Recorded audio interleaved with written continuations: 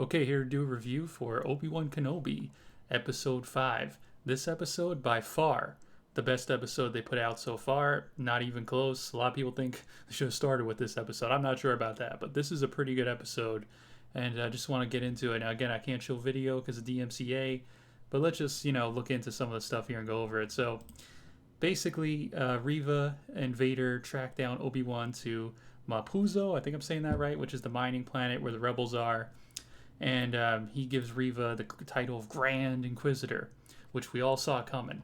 But there's going to be a big twist at the end of this episode. Going to get over that in a second. So, they go to the planet. Well, Reva goes down there. Vader kind of like just, he's not down there right away. And she has a little conversation with Obi-Wan at the door before she breaches it, where the rebels are at.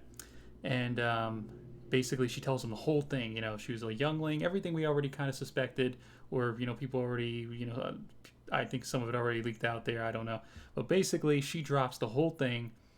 The only thing that was kind of weird about this scene is the stormtroopers are like right behind her, and it kind of reminds me of like the other episode where you had the country guy listening to Obi-Wan and Leia talk. Like, can't they hear the conversation? And later on, like she's literally right next to these stormtroopers, her and Obi-Wan, and she lets him like go back into the mine. And it's just like, man, these stormtroopers are really not listening. Like, they can't shoot and they can't listen apparently. But anyways, yeah. So this panel's from later in the episode. So we get to see, this is what everybody's talking about. We get to see a flashback of what seemingly is a Clone Wars Anakin Skywalker and Obi-Wan Kenobi having like a sparring session in the Jedi Temple. I took this as Obi-Wan and Vader are like having a mental battle, and maybe this is like how Vader sees himself, because this is how he would probably look if he wasn't burnt. A lot of people say, well, he in Revenge of the Sith he had a different outfit, and this looks more like the Clone Wars one. Yeah, but maybe he would have cut his hair later in life and went back to this outfit. Maybe he wouldn't have always looked like he did in Revenge of the Sith if he didn't get burned or turn the dark side. We just don't know. But either way, if this is supposed to be Clone Wars Hayden, they probably should have touched him up, which a fan already did that on YouTube. He does look a little bit older, but he still looks very good for a dude in his 40s, I must say. But yeah, he's aged a little bit, but it was so cool. There's so much nostalgia to see him and Obi-Wan go at it once again. Like, this was just so epic to see. And McGregor looks great for his age. He's even older.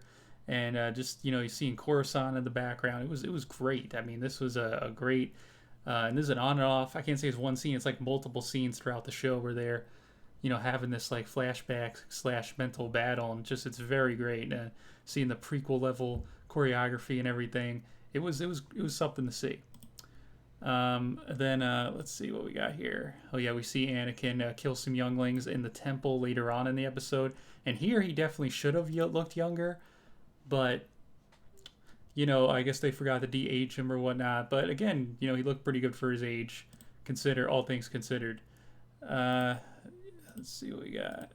Oh yeah, so then Reva, she turns on Vader after she joins Obi-Wan, and they have this pretty epic, lightsaber duel, but very one-sided. Vader easily defeats her, easily schools her, and it was like nothing, like absolutely nothing to him. This is the most powerful Vader I think we've ever seen, even more so than in Rogue One. Like, he easily handles her, and before he handles her, we even see him. Let's see, what's the point here? Yeah, we've seen him stop a ship where the rebels are escaping with the Force. This is like straight like Star Killer level Force ability. It is really something else. This episode, I really showcased Vader's power like no other piece of Star Wars work that we have seen before, and it was really something to see. So Vader easily defeats Reva after this epic battle. He's just stopping her without even a lightsaber with the Force. And then the Grand Inquisitor, he comes back, and he tells her, revenge does wonders for the will to live. And it was pretty epic. Like, this guy, for a guy who didn't stay the Grand Inquisitor, I kind of like his portrayal, I gotta say. And he says, we will leave you where we found you, which is kind of plot convenient. I think under normal circumstances they would have killed Reva after she turned on them, but they decide to leave her there because she's going to be a big part of the finale, obviously, helping Obi-Wan. and she's gonna be fully light side. So we'll see how they handle that.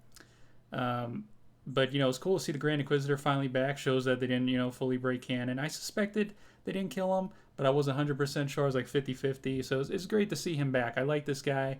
His portrayal, even though he didn't study the character, I think his unique portrayal as an actor is pretty good. So we have that. And then yeah, just seeing the temple, seeing Anakin again, killing younglings was really crazy. And it's just it brings a lot of nostalgia back to Revenge of the Sith, which has been a long time since that movie. I think like 17 years. And getting to see the another scene with Hayden again, it's really surreal in that temple. So it was really something. And yeah, I think that's about it. So yeah, I mean, this episode definitely the best by far. Hopefully the finale is good. Definitely this episode made up for the last and a lot of the other flaws of the previous, but we'll see how that goes. But yeah, don't forget to like it; it's greatly appreciated. And peace out.